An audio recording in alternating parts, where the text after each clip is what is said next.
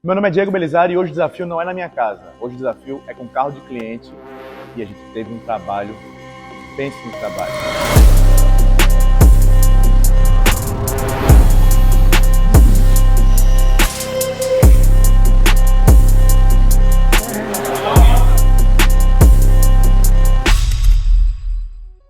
Meu nome é Wagner Marques. Minha ligação com o automobilismo eu acho que nasceu quando eu tinha 6 meses de idade. O meu pai tinha uma Ranger Vinho e eu tenho um registro em pé, apoiado no volante dessa Ranger dele. E então eu nem imaginava o que era esse mundo, mas eu acho que foi meu primeiro contato com o automóvel em si. Então, desde então, quando eu era pequeno, eu preferia brincar com carros do que com boneco e etc. Eu já colecionei Hot Wheels quando eu era pequeno.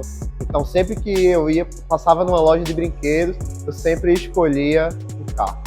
Meu pai também, no primeiro domingo do mês, ele comprava a revista Autosport 4 Rodas. E nessas revistas continham matérias desde veículos populares, como também esportivos, carros tunados, na época, que era muito forte quando eu era jovem.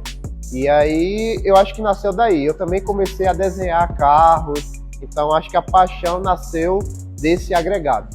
O PEX ele surgiu em 2014. Foi quando eu tinha acabado de voltar da Bahia, morei 10 anos na Bahia. E aí eu estava iniciando a faculdade em Caruaru e eu já gostava de carro e tal. O Instagram estava ali também nascendo, tendo sua ascensão. E tinha uns carros legais lá em Surubim. Quando eu fui para Caruaru, eu notei que tinha muito mais carros interessantes, carros prêmios, do que lá em Surubim, claro, pelo porte da cidade.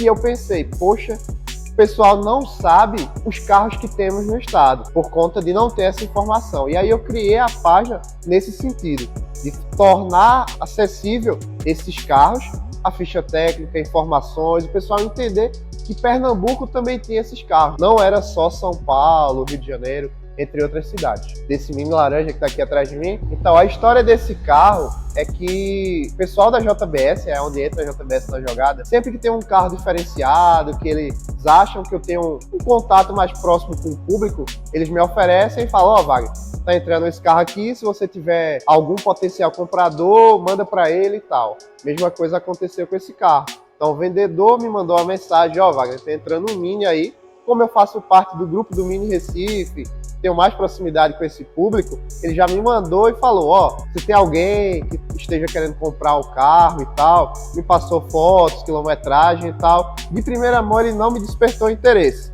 O interesse era mais achar um comprador para ele.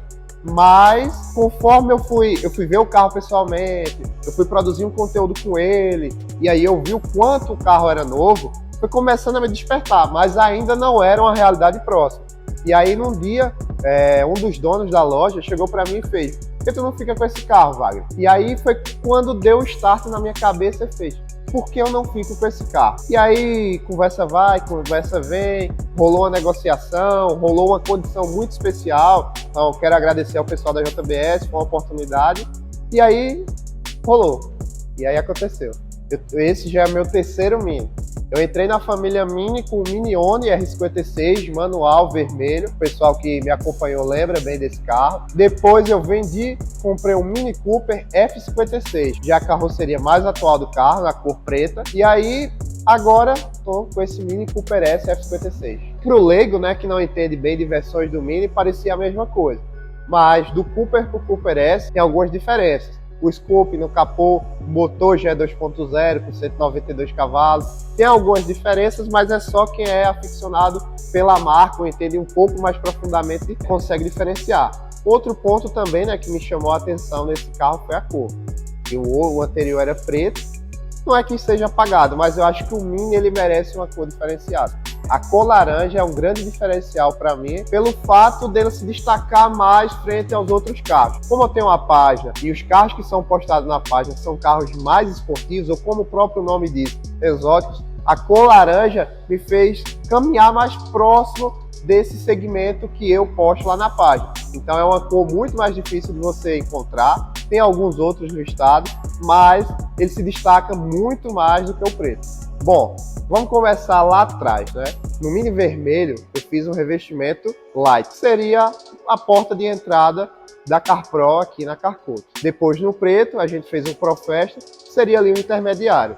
E agora no laranja eu quis ousar mais e a gente escolheu o Finest para ser aplicado nesse carro. Eu acho que a escolha de fazer um revestimento cerâmico hoje consiste desde a facilidade em lavar o carro, a facilidade em que o carro tem de não grudar sujeira, o carro tem aquele aspecto de limpo por mais tempo, como também a proteção. A gente sabe que quanto menos arranhão o carro tiver, mais brilho ele vai ter. Então, um dos pontos principais de escolher esse revestimento também é a questão da durabilidade dele, foi também o toque.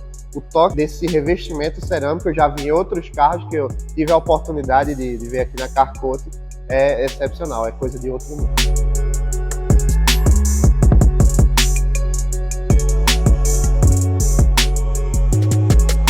Cada carro tem uma característica diferente, cada carro tem uma particularidade.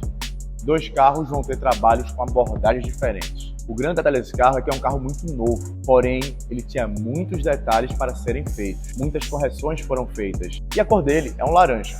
Essa cor ela normalmente não dá muito destaque de reflexo, ela fica bem brilhosa, mas ela não reflete tão bem. Então é sempre um desafio conseguir ilustrar o máximo possível o carro para alcançar esse nível de reflexo além da média, para entregar um trabalho realmente digno de um carro tão bonito.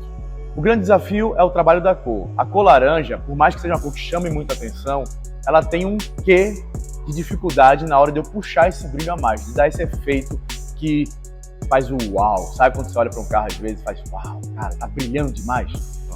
O preto faz isso muito fácil. E como o Wagner falou, o carro dele era um carro preto, era um carro que dava muito esse efeito. E a coisa que ele mais perguntou foi, mas vai ficar brilhando igual?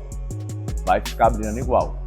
Mas para ele brilhar igual, a gente teve que dar um pouco mais de dedicação na parte do polimento. Todo Mini Cooper tem um ponto crítico que dá um trabalho fora da curva.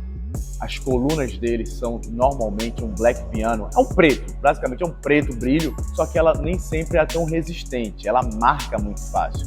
A gente chama esse material de black piano e normalmente você vê esse material dentro do carro e já dentro do carro ele risca bastante. Quando você pega um carro como esse, com black piano fora do carro, nossa, dá ainda mais trabalho. Então a correção do black piano, ela é muito difícil. Ela é difícil porque o black piano ele é macio e por isso que ele risca muito. Porém, o processo de polimento tem que ser forte o suficiente para eu tirar os defeitos, porém macio o suficiente para eu não marcar mais o black piano. Então a linha tênue ela é muito diferente. O limiar de estabilidade é muito diferente de um verniz tradicional. O grande diferencial de um carro como esse, que é um carro muito novo, tem uma quilometragem muito baixa, mas é um carro antigo de ano, é que nem sempre o dono que rodou pouco com o carro cuidou bem do carro. Então a gente teve que redobrar a atenção nos mínimos acabamentos desse carro. Detalhes de fechamento de peças, partes internas de porta, tudo isso estava muito mal cuidado. Provavelmente o antigo dono era aquele cara que lavava o carro no balde, e isso riscava muito a pintura, mas nem limpava os cantos de porta. Mal abria as portas do carro para limpar. Então o carro tinha muita sujeira presa nessas áreas e a gente teve que limpar parte por parte. Tem uma parte curiosa no para-choque dianteiro, eu lembro que a gente foi limpar e tinha um preto ralado de alguma coisa, de um produto, de alguma coisa que deu um trabalhozinho que a gente teve que ir lá devagarzinho e limpar isso para tirar esse pretinho, para ficar perfeito. A gente teve que parar esse carro com atenção redobrada, inúmeras vezes, porque toda vez que você olhava o carro, tinha ainda detalhes de acabamentos que tinham que ser corrigidos. Eu acho que o maior desafio desse carro, repetindo aquela sua pergunta, não foi só puxar o brilho da cor, foi entregar o carro num padrão 0 km, um carro que estava muito novo de quilometragem, um pouco mais antigo de ano, mas muito cansado de falta de acabamento.